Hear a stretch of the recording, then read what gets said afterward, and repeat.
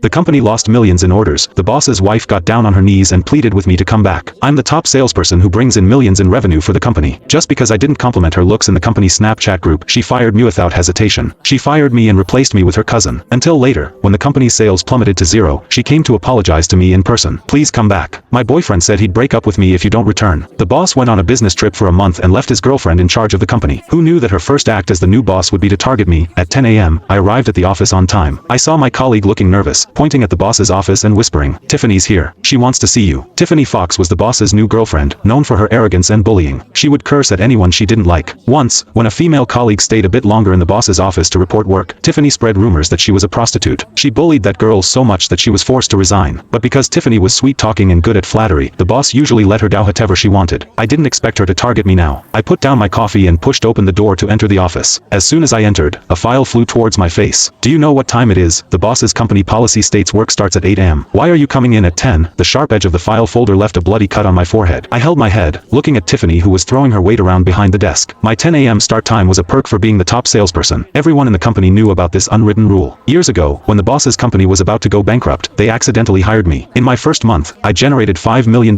in sales, bringing the company back from the brink of death. Since then, the boss had treated me like a precious asset, usually listening to my opinions on major decisions. She slammed the table, her face contorted with rage. "Look at your punch card. You've been coming in at 10 for a whole month. Do you think you're above company rules? According to company policy, 3 consecutive days of tardiness can result in termination. You can get out now." I looked at Tiffany in disbelief. "You're firing me? Did you ask the boss? I created 80% of the company's profits, and she dared to fire me." Tiffany snorted coldly, looking at me with disdain. "You're just a salesperson, a lousy peddler. What's wrong with me firing you? This is my boyfriend's company. I'm the boss's girlfriend. I can fire whoever I want. The boss had treated me well, so I couldn't just leave like this." I sat down on the sofa. "You should ask for the boss's opinion first." Tiffany rolled her eyes. "Who do you think you are?" Saying this, she directly called the boss. The boss's voice on the other end sounded tired. "What's the matter?" Tiffany, who had just been yelling at me in a shrill voice, immediately softened her tone, cooing, "Honey, I miss you." The boss said, "Just tell me what you want." Tiffany glanced at me triumphantly. "There's a salesperson who doesn't follow the rules, always coming in late. I want to fire him. Whatever, I need to rest now." The boss casually agreed and hung up. Tiffany looked at me arrogantly. "Did you hear that? I can fire whoever I want. Now get out." I laughed coldly, looking at Tiffany. "Are you sure? If the boss comes back and finds out you fired me, he might get angry." I kindly reminded her. After all, headhunters had been trying to poach me with high offers for years. But out of loyalty to the boss, I had always stayed. My leaving wouldn't affect me at all. But Tiffany might not be so lucky. Tiffany glared at me, her face twisted with arrogance and tyranny. "Who do you think you are? You're just a salesperson. I'm my boyfriend's future wife, the mistress of this company. Do you think he'd choose you over me?" Hearing her say this, I shook my head. "If that's how it is, so be it." I turned and left the office. Outside, my colleagues had heard our argument but didn't know what happened. They kept looking at me. "Boss, what's going on?"